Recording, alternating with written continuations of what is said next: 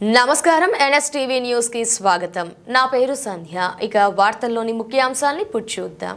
కామారెడ్డి జిల్లా బాన్సువాడ మండలంలోని తడ్కోల్ గ్రామ సర్పంచ్ పదవికి బీఆర్ఎస్ పార్టీ బలపరిచిన అభ్యర్థిగా మొహమ్మద్ ఇస్మాయిల్ ఎన్నికల బరిలో నిలిచారు.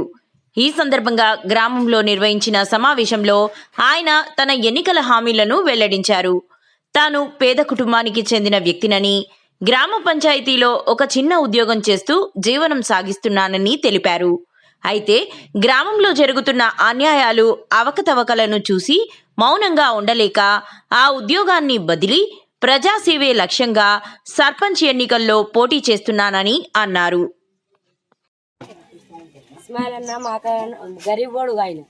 ఆయన మా కోసము పనిచేస్తాని ఎన్నో పనులు చేసిండు. మాకెన్నో పనులు చేసిండు కాబట్టి మేము ఆయన కోసం వచ్చి ప్రేమగా తిరుగుతున్నాం, ప్రచారం చేస్తున్నాం, ఆయనను గెలిపించుకుంటున్నాం.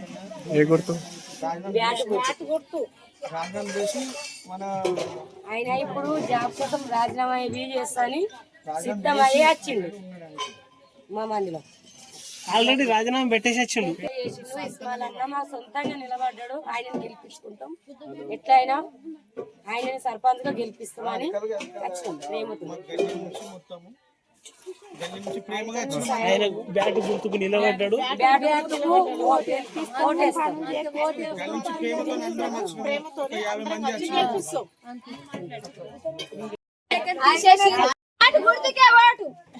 బ్యాట్ గుర్తుకే మన ఓటు.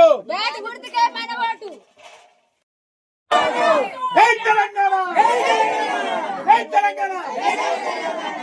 బ్యాట్ గుర్తుకే, బ్యాట్ గుర్తుకే, బ్యాట్ గుర్తుకే, బ్యాట్ గుర్తుకే, బ్యాట్ గుర్తుకే, బ్యాట్ గుర్తుకే. జై తెలంగాణ, జై తెలంగాణ. అందరికీ నమస్కారం.